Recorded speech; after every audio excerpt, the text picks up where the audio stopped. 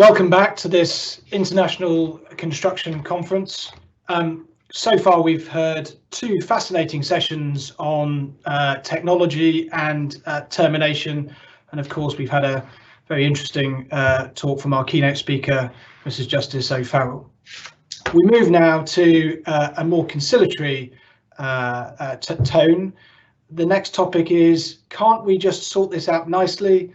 Contractual and non-contractual strategies for avoiding or amicably resolving disputes. This session is going to focus on alternatives to formal dispute resolution. Whilst recognising that claims are very common in construction projects, the panel is going to explore whether the amount of formal disputes is unnecessarily high and how they can be avoided. Consideration will be given to both contractual and non-contractual methods that the parties can implement, both consensually and unilaterally, to try and reduce the amount of issues that end up being only capable of resolved through more traditional routes. The chair of this session is Adrian Bell. Adrian is a partner and co-head of the Infrastructure, Construction and Energy Disputes Group at the international law firm CMS. He specialises in substantial and complex claims both in the UK and internationally, with a special interest in focusing on problem solving and dispute avoidance. He's been described by the legal directories as astute, focused and no nonsense. Adrian, over to you. Thanks, James. It's only fair that in turn I introduce the people that are going to be doing the work in this session. So first of all, we've got Charles Blaymire Brown. Charles, I don't know if you want to wave so people know who you are. Charles is a partner at Pinsent Masons. He's been there, I'm reliably informed, since 2007. Like me, he's experienced in representing clients in complex dispute resolution procedures and providing strategic project support both in the UK and globally. And I know Charles seems to have a lot of experience in Africa in particular from his CV. He's described by Who's Who Lawyer as a determined, broad-minded young lawyer. So welcome, Charles. Next, we've got David Plena. David's a barrister at Hardwick. He's the one with the beard and glasses, unlike Steve, who's just got glasses. David has recently been awarded the prestigious Construction Junior of the Year Award at their Legal 500 Awards 2020. And the Chamber's Directory refers to him as being very insightful and a good advocate. And last but not least, we've got Steve Abraham. Steve's a partner at Baker McKenzie. He heads up their dispute resolution team for the EMAR region. Steve has a particular focus on international arbitration, ADR, in the energy, mining and infrastructure projects, again, often in Africa, but also in the Middle East and the CIS countries. The current edition of Chambers describes Steve as an impressive lawyer and nice to deal with, which I'm hoping he will be today. So we've decided to adopt a format of essentially question and answer. I'm going to ask the panelists 3 questions. Each of them will take the lead in answering a particular question, and then the others will have an opportunity to chip in with any additional supplemental points. The context for our session that James already introduced is that we think people are getting fed up of long and expensive disputes, which often end in very long-running arbitrations at the end of the project, as most of the audience will know, and that as a result they're increasingly looking to explore alternatives to arbitration. We think to do this we need to track back from that and work out what causes these disputes in the first place, and how therefore we can essentially change their course. And we know that there are many different factors that cause disputes on the type of projects that we're all involved in. And I think, we've recently undertaken a bit of research, and the research has come back that people are unanimously of the view that there is room for improvement in how risks are managed on progress and big projects. So I think there's certainly more we can do to help ourselves, and hopefully the 3 gentlemen with you today will give you some tips and tricks about how to do that. Steve, if I could come to you first, the title of the session mentions avoiding disputes altogether as distinct from resolving them once they've arisen, which we'll probably come on to in a bit. I'll ask the panel, but starting with you, in your experience, do you think parties are likely to get themselves into unnecessary disputes, and how do you think they can avoid doing that? Sure, thanks, Adrian, and hello, everyone. I mean, that's a big question, and I think I'm going to try and break it down into some bite-sized chunks. So I think fundamentally there's probably 3 things we need to think about here. The first is whether there are disputes which we see happen in the market which are just completely unnecessary, disputes that should never have happened in the first place. The second is whether there are then disputes which may justifiably occur, but are then sort of wrongly formulated or become unnecessarily complex or lengthy or costly. And the third category, or at least arguably the third category, is whether there are disputes that really ought to happen, but which for whatever reason don't happen. And I'm going to try and offer a few observations on those three buckets, as it were, of cases. And my short answer to my own question is yes. Each of those three things is a reality, and sometimes it's a reality a lot more often than one might think. And I do appreciate when I say this, that as a contentious lawyer, I probably do have a completely warped view of the reality of projects, because one tends to see the projects that go wrong and one tends not to see the projects that don't go wrong. So there is a caveat to everything I'm saying along those lines, but it's undoubtedly the case that each of those three things I've mentioned is a reality. Now, why do those things happen and what can be done about it, I think, is the challenge for this panel. And I'm only really going to scratch the surface in the next couple of minutes, but I want to offer up a few observations as to why these things happen and a few tentative suggestions as to what parties might think about to reduce the occurrence of those things happening. Firstly, I think it's an unfortunate reality that too many disputes, even on major projects, do arise for either the wrong reasons or for reasons which are entirely or partially preventable. And I want to call out two factors in particular that I think go to that dynamic. The first is the project where the key protagonists delivering the project have either not read at all, or if they have read, have not understood the terms of the contract. I'm going to come back to that a few times. But that dynamic, where it exists, does lead inevitably parties down blind alleys, wasting costs, wasting time on the wrong arguments.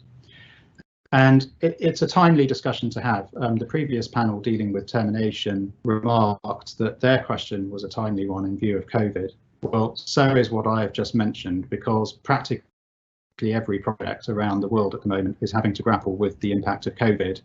And the last thing the industry needs is unnecessary contractual arguments or disputes arising from that. And it shouldn't be left to guesswork, and it shouldn't be left to assumption. That can and does require detailed consideration of the terms of the contract. And it's a classic example of a case where, you know, a little bit of well-tuned, carefully instructed advice up front can add an awful lot of value and can stop unnecessary side avenues being gone down. So that's theme number one, the poorly understood or indeed not read contract. Theme number two is personalities and politics on projects. It isn't quite possible, even in the world of AI and so on, to remove the human element from these things. But I certainly think I've seen over the years probably too many disputes which have arisen because of difficult personalities or because of difficult relationships between certain key individuals on projects. And I think what that invites parties to think about is what sort of governance do they want to put around that? What is best practice around that? Not just in terms of what's in the contract to escalate disputes gradually or to help avoid them, collaborative contracting, etc.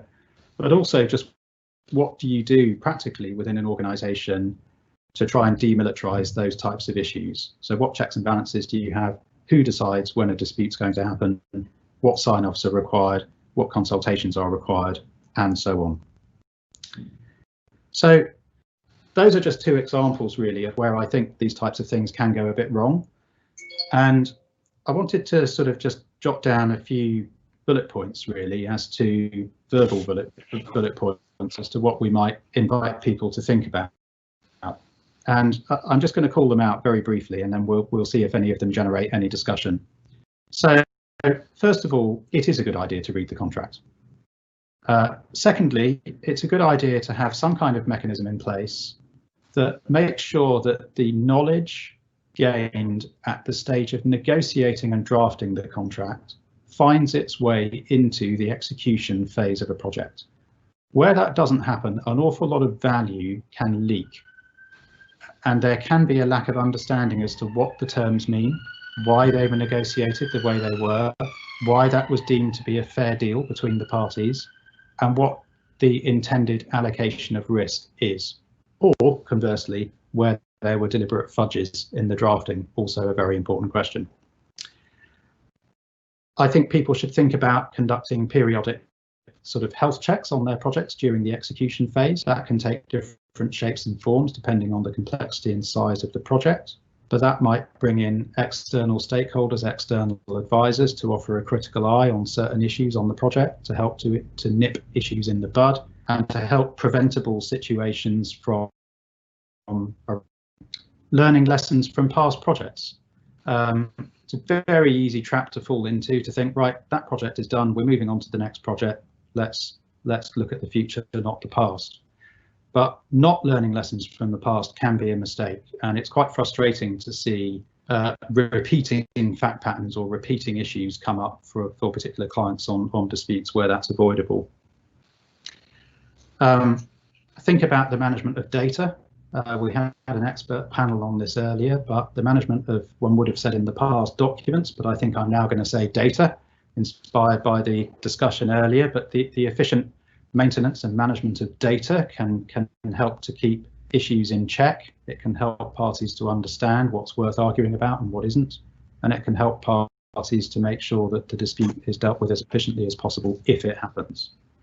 And last but not least in that list of verbal bullet points, a real statement of the obvious here, but how about having a sensible contract in place in the first place?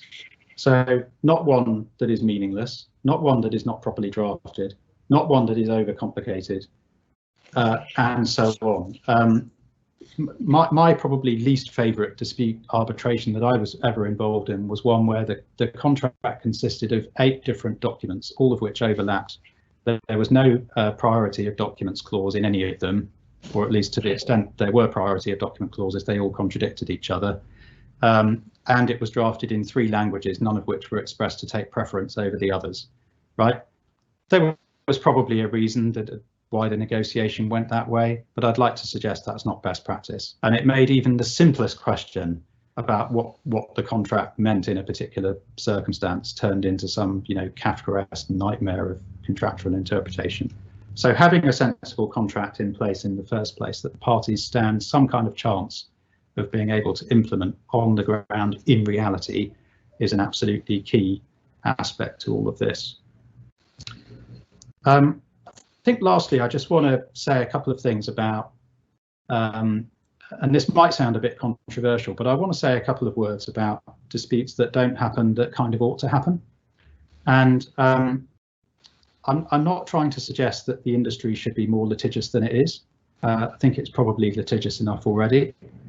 But it is a shame when entitlements that have clearly arisen under a carefully negotiated contract go begging for the simple reason that nobody did anything about it and nobody addressed their mind to it. And that's particularly unfortunate, not just from the lawyer's perspective, but also from the balance sheet perspective. A claim or an entitlement is an asset, and it should be nurtured like other assets are and maintained, and it shouldn't be destroyed or cast aside for no good reason. So why does that happen, and what might parties think about in terms of managing their dispute or potential dispute docket with that in mind? And I guess it boils down to a few factors. That there's once again the failure to read or understand the contract dynamic. There's an unwillingness to incur costs or to explore third-party funding options where incurring the costs oneself is not an option. There's the lack of willingness to invest time and resource on a dispute rather than on new business. And last but not least, I think there's a very interesting cultural piece to this.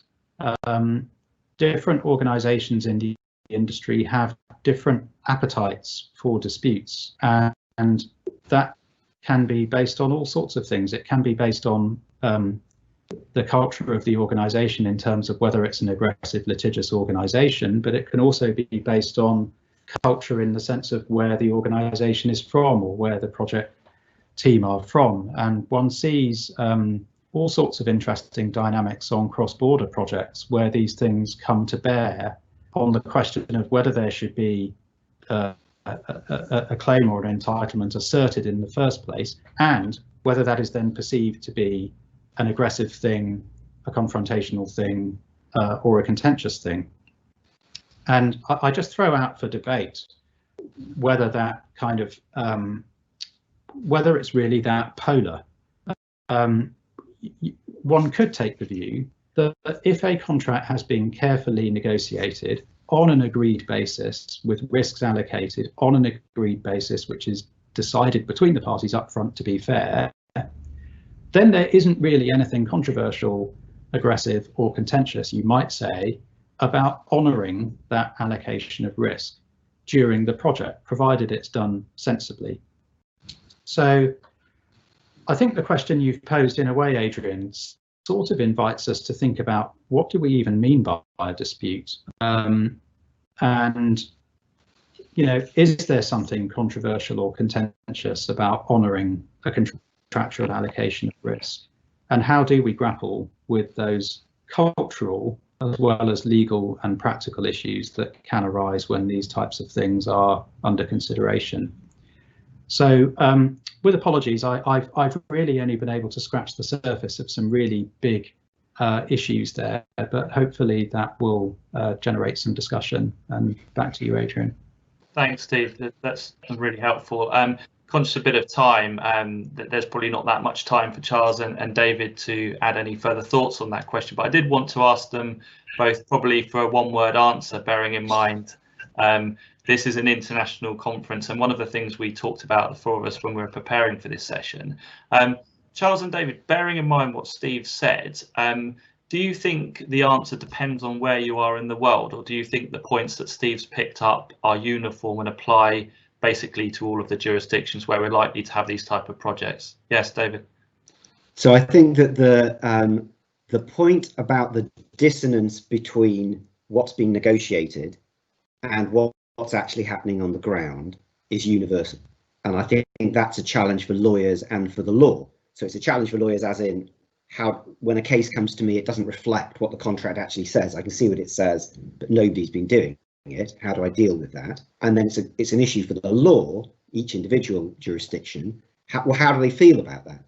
Should you hold them to what they negotiated, or hold them to what everyone has obviously agreed is happening? And how do you deal with that in terms of things like a stop or whatever? So I think that is universal.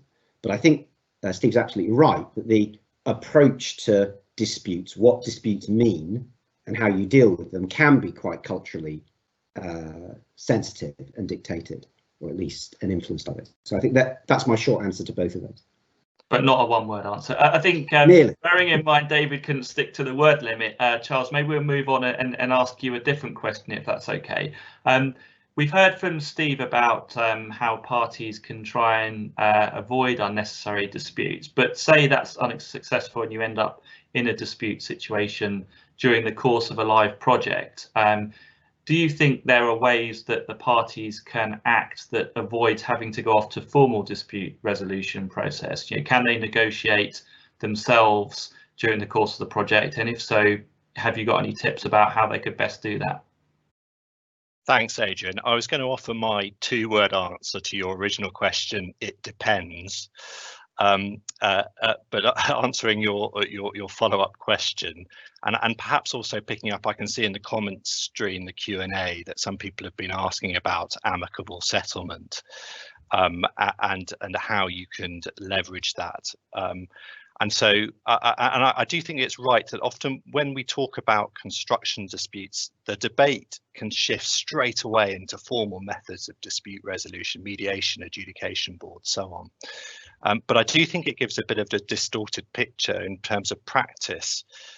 because I think a key feature of construction disputes is the fact that they manifest in various different forms at very early stages in the project, and often they're resolved at project level through good old-fashioned commercial negotiation. And I think the importance of commercial negotiations between parties in resolving construction disputes is highlighted in the recent 2019 survey by Pinsent Masons and Queen Mary University on construction arbitrations. And in that survey, we asked respondents to confirm their experience in the last 5 years of various methods of dispute resolution in the context of international construction disputes. Now, not surprisingly, for a survey on international arbitration featured at the top. But for me, the interesting thing was what came in closely behind it, which was negotiation. That's sat above dispute boards, it's sat above mediation.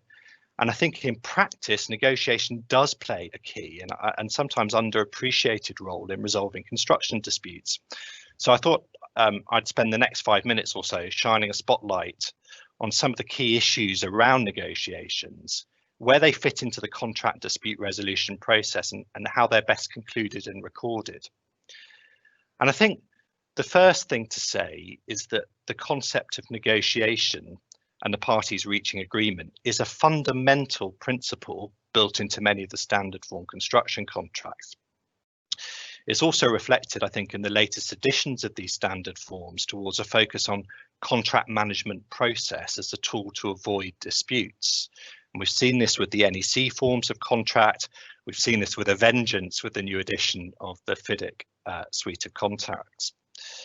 And a principal part of this, I think, is a recognition that there is a distinction to be made between a claim arising from, say, an instructed change or an event which is the other party's risk, and a dispute. Now, it should be expected that claims arise as part of the day-to-day operation of construction contracts. They're a natural consequence of the parties' agreed contractual risk allocation. They're not, however, necessarily disputes. A claim only becomes a dispute, I think, if the parties are unable to resolve the matter through the contract process for dealing with the claim. And I think this distinction is perhaps best highlighted in the recent edition of FIDIC, which now separates out the process for claims under clause 20 and disputes under clause 21, whereas previously under the 99 edition, they were combined in one clause. And negotiation and agreement plays an important part and is built in as a component in this initial claims process. So, for example, in the latest edition of FIDIC, we see negotiation and agreement playing an important role in the process for the engineer's determination under subclause 3.7. The engineer is required to almost act as a pseudo mediator in trying to encourage the parties first to try and reach agreement in respect of a claim. And only if that agreement cannot be achieved does the engineer move then to make its determination. Now, interestingly, under NEC, there isn't a similar express role for the project manager, the engineer equivalent under NEC, to act as this sort of mediator reaching agreement between the parties in respect of compensation events. However, there is scope for the contractor project manager to extend deadlines for submission and review of quotations. Oh, I've gone dark. And for making assessments. And I think in my experience, certainly, that is where there's a great deal of negotiation that goes on between the parties. I think an assumption is sometimes made that negotiation only has a part to play as prescribed during the contract processes for claims. However, I think negotiation can have a key role to play in circumstances where claims emerge into disputes, as you were mentioning, Adrian, and before these disputes are referred to more formal dispute resolution processes.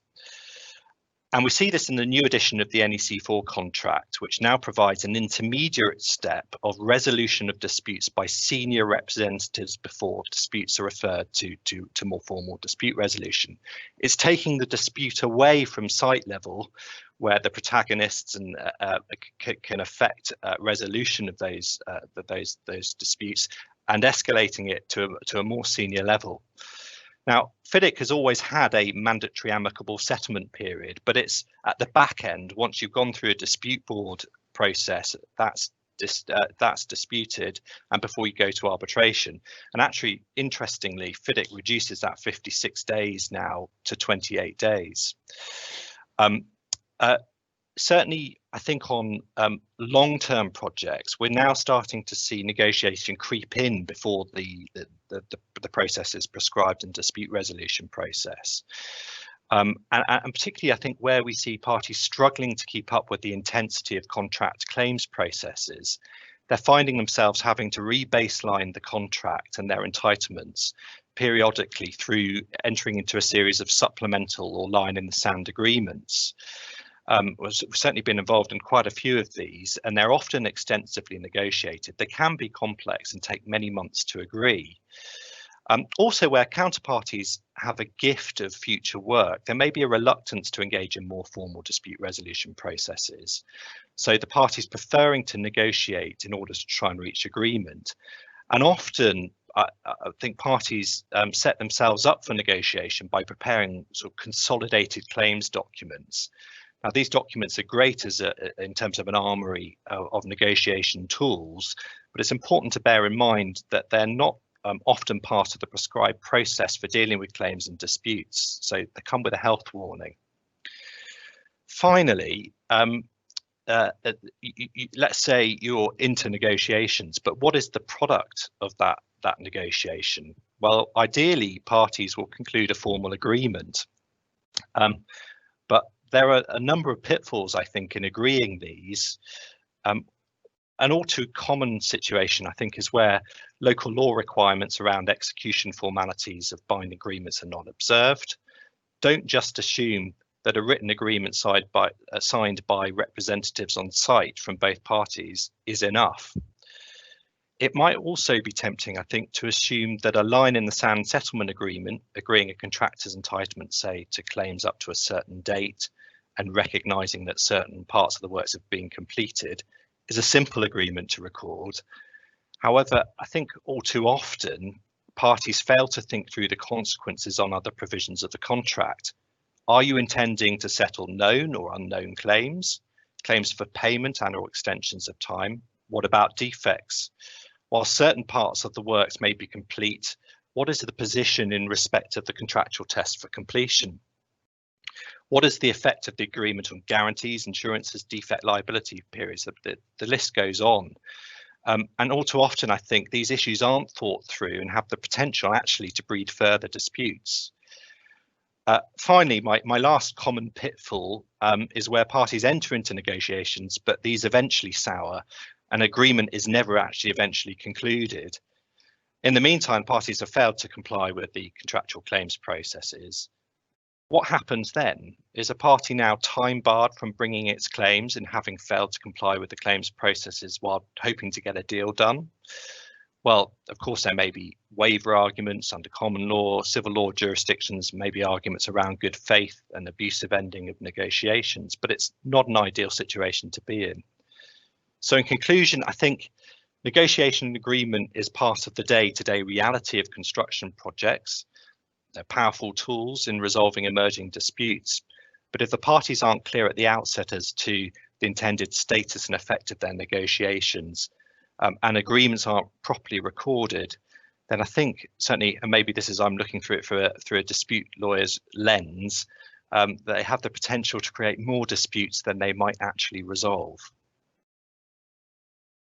Thanks, Charles. I'll repeat what I did last time and ask Steve and David if they've got any observation on that. I think, Steve, maybe come to you just briefly first and pick up a question from the audience. There's a question from Maria Rankin, which effectively says, what's your advice on proposing a less formal dispute resolution process during the project, particularly if your relations were already strained? You know, is it perceived as a sign of weakness? And we've encountered this with mediation, I think, in the past. People think suggesting mediation is a sign of weakness. So just picking up any themes, if you want, from Charles's answer, and maybe if you could just answer that point as well. You know, do you think it is a sign of weakness if you were to propose to look at things as an alternative dispute resolution? And if so, how could you kind of overcome that? I suppose the short answer kind of has to be, it depends. I mean, I certainly understand the concern, and I mean that's a common refrain, as you say, Adrian, certainly in relation to mediation and the sort of key question as to when something is ripe for mediation and who should be taking the first step in that particular dance.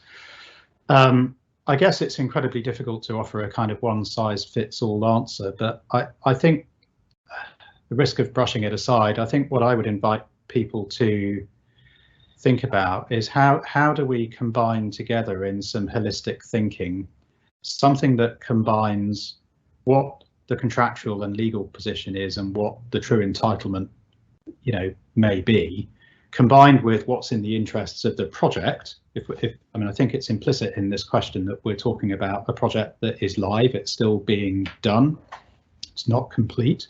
So one leg of the three-legged stool has to be what's in the interests of the project, so that you're not resolving dispute 1 and then generating dispute 2 in the process.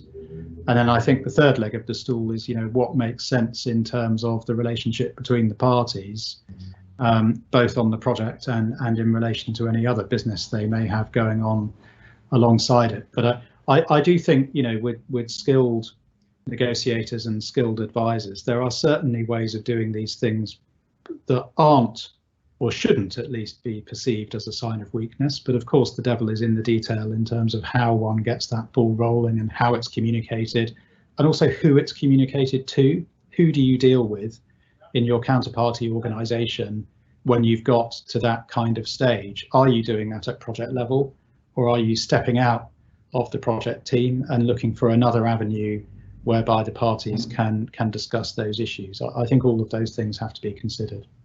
Thanks. David, just picking up, obviously the theme of the session is looking at contractual and non-contractual strategies for avoiding or amicably resolving disputes. Do you think, and you can have more than one word for this answer, do you think dispute resolution, dispute acceleration clauses themselves are effective in preventing disputes? And I think it's worth bearing in mind here that whilst the contract may prescribe particular clauses, there's nothing to stop us looking outside of the contract and agreeing consensually with the other side to implement some of these measures if everyone thinks that's the right thing to do at the time. Yeah, so I mean, escalation clauses are increasingly common in contracts, as you know. And just to make sure that everyone understands what we're talking about, sometimes they're called multi-tiered dispute resolution clauses, and they will typically require, they'll say something like, before you can arbitrate or litigate, or whatever the dispute resolution formal process has been selected, you must formally set out a dispute right to the other side. Often it says it has to go to certain specified senior management, there has to be a meeting sometimes, and also, importantly, they often say you have to mediate. And typically these clauses, though, as I'll talk about, perhaps not preferably, say they are mandatory and you can't arbitrate or litigate if that's not done. So I think in order to try and work out how effective that is in helping the parties achieve what they want, I thought Steve's point about the unrepresented child in the debate being the project rather than the interests of the two parties is quite interesting. But I think the first question is whether those kind of clauses will actually be enforced, whether the courts will back you if they're not followed. So, I mean, it is different in different jurisdictions, as you'd expect, but certainly in an English court, the answer is helpfully, sometimes and inconsistently. So, I mean, it's been about 20 years since we had a decision in Cable and Wireless case, which said that in principle, you can have these kind of clauses which might be enforceable and aren't just agreements to agree, but probably, and I'm not going to run through the whole case law on it, but I want to just give you a couple of markers to give you an indication as to how the courts tend to approach it. There's a case, the Sul America case back from 2012, I think it was. And what they said was, well, if you're going to have these as enforceable, they have to be sufficiently clear with a defined procedure that the court can latch onto. And that was followed up in a case, a Grant Thornton case, sometimes called Wah versus Grant Thornton and otherwise Tang in, I think, the same year. And that provided what I think has been the most useful menu to decide whether a court is going to back it. And they said the clauses would have to be sufficiently clear, showing an unequivocal commitment by the parties to the process. I think importantly, it had to be clear from the contract exactly what steps each party had to take, and it had to be discernible that you could identify whether they had objectively complied with those steps and when the process had been completed. Now, none of those are straightforward, and perhaps not surprisingly, in that case and in the South America case, they didn't say it was enforceable. So, if you like, the first shot across the bows that I've found was a case called Emirates and Prime Mineral in 2014, when Mr. Justice Tier actually enforced a clause which didn't say much more than you must have, quote, friendly discussions. Well, I don't think it takes long to spot that friendly discussions wouldn't get over the hurdles that were set out in the Grant Thornton case. Very recently, last year, Mrs. Justice O'Farrell, in a case called Open and Invesco, looked at escalation clauses, and in that case she said that they were sufficiently clear, and in this case it was something where a case had been issued in litigation in the courts, and she exercised the discretion to stay the proceedings until the mediation, which was the required part of the escalation clause, had been undertaken. So in terms of will they actually be enforced, the answer, I think, is if they're clear enough, but with the courts having an increasing willingness to do it. I don't think that's the end of the story, because the next question is, are they actually a good idea? So I want to try and propose some aspects of them that I think are good ideas and some aspects of them which I think really aren't, because I think that might help us work out what it is we want from them and how to draft them. So look, I think the good ideas are probably more self-evident. It can prevent a row on the ground, be that the personalities that we've talked about, or perhaps just, you know, a perfectly genuine dispute, blowing up into litigation and arbitration without senior management's imprint at the very least. So that can avoid relationship damage. It may well be that for the person on the ground, even in a relatively senior position, they see, and they may be right, that the other side's acting outrageously, but it may well be that for the organisation as a whole, this is a small project in the family of contracts they're running with this other party, and frankly they couldn't care less if the other party is acting outrageously on this contract because they are churning money hand over fist on another contract. The second thing is, of course, that it can avoid the time and cost involved and reputational cost from initiating or being put in a position where you're finding yourself being sued either in arbitration or litigation. And I think the final potentially good aspect of it, again, which is pretty obvious, I guess, is it can require you to have an early mediation.